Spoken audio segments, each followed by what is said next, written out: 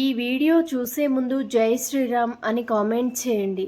జ్యోతిష్య శాస్త్రం ప్రకారం ప్రతి సంవత్సరం ఆషాఢ మాసంలో వచ్చే పౌర్ణమిని గురు పౌర్ణిమ అని అంటారు. ఈ సంవత్సరం గురు పౌర్ణిమ ఎప్పుడొచ్చింది, పూజా విధానం, శుభముహూర్తం, గురు పౌర్ణమి ప్రాముఖ్యత గురించి ఈ వీడియోలో తెలుసుకుందాం. ఈ గురు పౌర్ణిమ చాలా శక్తివంతమైనది. ఈ పవిత్రమైన రోజున శ్రీ మహావిష్ణువుకి అలాగే లక్ష్మీదేవికి ప్రత్యేక పూజలు చేస్తారు. ఈ సంవత్సరం జూలై 21వ తేదీన ఆదివారం రోజు గురు పౌర్ణిమ వచ్చింది. ఈ పవిత్రమైన రోజున శ్రీ మహావిష్ణువును, లలిత అమ్మవారిని ప్రత్యేకంగా పూజిస్తారు. ఈ సంవత్సరం గురు పౌర్ణమి రోజున కొన్ని ప్రత్యేకమైన శుభయోగాలు ఏర్పడనున్నాయి. సర్వార్థ సిద్ధి యోగం, రవియోగం, ప్రీతి యోగం వంటి శుభయోగాలు వచ్చాయి. ఇవి చాలా అద్భుతమైన అమృత యోగాలు కాబట్టి ఇంతటి శక్తివంతమైన అమృత యోగాలలో మీ ఇంట్లో పూజ చేసుకుని కొన్ని నియమాలను పాటిస్తే చాలు ముక్కోటి దేవతల ఆశీర్వాదాన్ని పొందవచ్చు. ఈ పౌర్ణమి రోజు చేసే పూజల వల్ల మీ కోరికలు ఖచ్చితంగా నెరవేరుతాయని పండితులు అంటున్నారు. పౌర్ణమి రోజున స్త్రీలు తలస్నానం చేసి పాపిటిలో కుంకుమ బొట్టు పెట్టుకొని కాళ్లకు పసుపు రాసుకొని ఇంట్లో పూజ చేసుకోవాలి. పౌర్ణమి రోజున ఇంట్లో పూజ చేసేటప్పుడు కొన్ని అక్షింతలను చేతిలోకి తీసుకొని దేవునికి మీ కోరికలు చెప్పుకుంటూ దేవునికి నమస్కారం చేసుకొని అక్షింతలను మీ తలపై వేసుకోండి. ఇలా చేయడం వల్ల మీపై దేవతల ఆశీర్వాదం ఉంటుంది. ఈ రోజున చేసే పూజలో తమలపాకులు తప్పనిసరిగా ఉండాలి, లేదంటే మీరు చేసే పూజ అసంపూర్ణంగా ఉంటుంది. గురు పౌర్ణమి రోజున ఇంట్లో పూజ చేసేటప్పుడు ఓం నమో నారాయణాయ అనే మంత్రాన్ని 108 సార్లు జపిస్తే తరతరాలకి తరగని ఐశ్వర్యం లభిస్తుంది.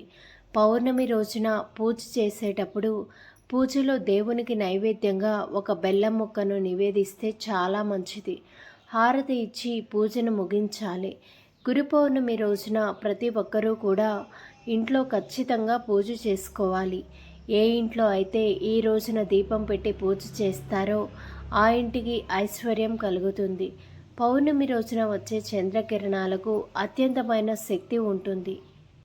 ఈ శక్తివంతమైన చంద్రుని కిరణాలు మన శరీరం మీద పడగానే మీకున్న దురదృష్టం తొలగిపోయి అదృష్టం వరిస్తుంది. పౌర్ణమి రోజున చంద్రుణ్ణి చూస్తే మీ కంటి చూపు బాగా మెరుగుపడుతుంది.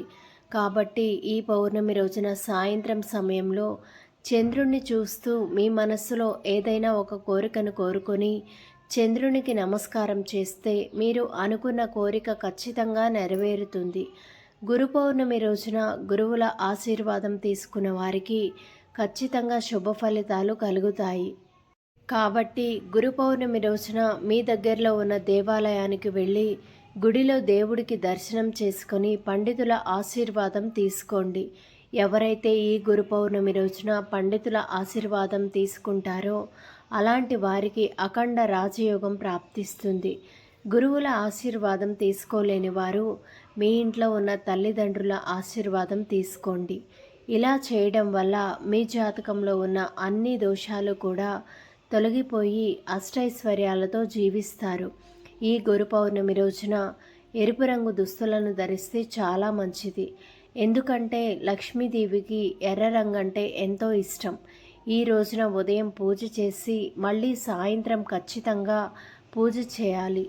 ఈ రోజున ఉదయం పూజ చేయకపోయినా సాయంత్రం మాత్రం ఖచ్చితంగా పూజ చేయాలి. ముఖ్యంగా ఈ పౌర్ణమి రోజున సాయంత్రం 7 గంటల సమయంలో మీ ఇంటి గుమ్మం ముందుకు లక్ష్మీదేవి వస్తుంది. కాబట్టి ఈ పౌర్ణమి రోజున సాయంత్రం మీ ఇంటి గుమ్మం ముందు శుభ్రంగా తుడిచి అష్టదళ ముగ్గును వేయండి. అష్టదళ ముగ్గు అంటే లక్ష్మీదేవికి చాలా ఇష్టం. కాబట్టి పౌర్ణమి రోజున మీ ఇంటి గుమ్మం ముందు అష్టదళ ముగ్గు ఉంటే లక్ష్మీదేవి సంతోషించి మీ ఇంట్లోకి వెంటనే అడుగు పెడుతుంది. ఈ పౌర్ణమి రోజున ఎవరైతే లలిత అమ్మవారిని ఆరాధిస్తారో వారికి 10 తరాలకి తరగని ఐశ్వర్యం లభిస్తుంది. ఈ పౌర్ణమి రోజున దేవతలందరూ కూడా భూమిపైకి వస్తారట. గురు పౌర్ణమి రోజున సమస్త దేవతలందరూ కూడా గంగానదిలో స్నానం చేసి శ్రీ మహావిష్ణువును పూజిస్తారు. కాబట్టి మనం చేసిన పాపాల నుంచి విముక్తి పొందాలంటే ఈ పౌర్ణమి రోజు ఏదైనా నదిలో స్నానం చేస్తే మీ పాపాలన్నీ కూడా వినాశనం అయ్యి స్వర్గలోక ప్రాప్తి కలుగుతుంది. కాబట్టి ఈ పవిత్రమైన పౌర్ణమి రోజున ఉదయాన్నే నిద్రలేచి నదిలో స్నానం చేయాలి. నదుల్లో స్నానం చేసే అవకాశం లేకపోతే మీరు ఇంట్లో స్నానం చేసేటప్పుడు గంగా, గోదావరి, కావేరి ఇలా పుణ్యనదుల పేర్లను తలుచుకుంటూ మీ ఇంట్లో స్నానం చేసినా సరిపోతుంది. ఇలా స్నానం చేసిన తర్వాత మీ ఇల్లంతా కూడా పసుపు నీళ్లు చల్లుకోవాలి. ఇలా చేయడం వల్ల మీ ఇంట్లో ఉన్న నెగిటివ్ ఎనర్జీ తొలగిపోతుంది. మీ ఇంట్లో ఆదాయానికి మించిన ఖర్చులు ఉంటే పౌర్ణమి రోజున సాయంత్రం సమయంలో మీ కాలికి నల్లదారం కట్టుకోండి. ఇలా చేస్తే మీ ఇంట్లో డబ్బు సమస్యలు ఉండవు. అలాగే మీరు అదృష్టం వరిస్తుంది. ఈ గురు పౌర్ణమి రోజున సూర్యోదయం కంటే ముందే నిద్రలేవాలి. ఎట్టి పరిస్థితుల్లో సూర్యోదయం తర్వాత నిద్రలేవకూడదు. ఇలా చేయడం వల్ల మీ ఇంటికి దరిద్రం వెంటాడుతుంది. ఈ పౌర్ణమి రోజున శ్రీ మహావిష్ణువుని, లక్ష్మీదేవిని రావి చెట్లో నివసిస్తారని నమ్ముతారు. కాబట్టి ఈ పౌర్ణమి రోజున ప్రతి ఒక్కరూ కూడా రావి చెట్టుకు 3 ప్రదక్షిణలు చేస్తే చాలా మంచిది. ఈ పవిత్రమైన గురు పౌర్ణమి రోజున పసుపు రంగులో ఉండేటువంటి పండ్లను కానీ వస్త్రాలు కానీ దానం చేస్తే చాలా పుణ్యం కలుగుతుంది. అలాగే చాలామందికి ఏ పని చేసినా కూడా అస్సలు కలిసి రాదు. అలాగే కొంతమందికి ఎల్లప్పుడూ డబ్బు సమస్యలు, అనారోగ్య సమస్యలు ఇలా ఏవో ఒక సమస్యలు ఎప్పుడూ ఉంటూ ఉంటాయి. అలాంటి వారు ఈ పౌర్ణమి రోజున సాయంత్రం సమయంలో ఒక గిన్నెలో రాళ్ళ ఉప్పు వేసి మీ ఇంట్లో ఎక్కడైనా సరే ఒక మూలన ఉంచండి. పౌర్ణమి ముగిసిన తర్వాత రోజున ఈ ఉప్పును పడేయండి. ఇలా చేస్తే మీ ఇంట్లో ఉన్న నెగిటివ్ ఎనర్జీ అంతా కూడా పోయి మీ ఇంట్లోకి పాజిటివ్ ఎనర్జీ వస్తుంది.